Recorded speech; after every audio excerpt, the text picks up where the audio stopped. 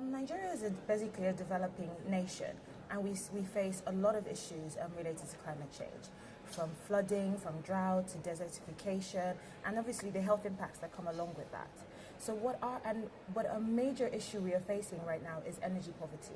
About 50% of Nigerians do not get electricity, and that's even worse for people in rural areas and areas, remote areas, so riverine areas. So what our company is trying to do is to sort of be the middleman and broker in green energy technology for Nigeria. Right. In the absence of electricity, how do they cook? How do they, what do they use? For places in rural areas, they use basically firewood, which obviously has a lot of issues with the environment, and also indoor pollution. Indoor pollution is the third biggest killer in Nigeria. Right. So that's a major issue, and it affects mainly women as well, because obviously they're the sort of home providers in those sort of situations.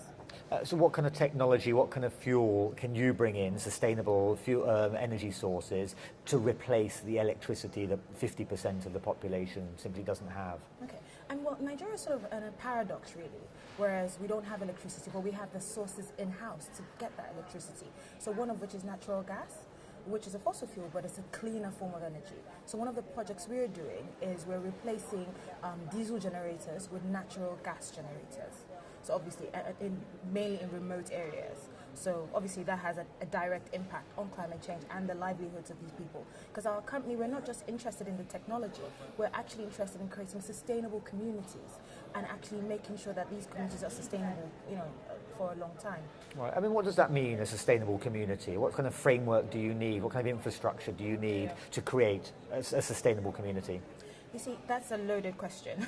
A sustainable community needs the first thing you need is a regulatory framework, which obviously propels that. And that's something that in Nigeria, we don't necessarily have all the tools to get that. So it's another thing my company is doing is trying to empower government and build capacity in-house. Because we firmly believe that we have the tools in Nigeria to get ourselves off the position we're in. So one thing we need is the regulatory framework.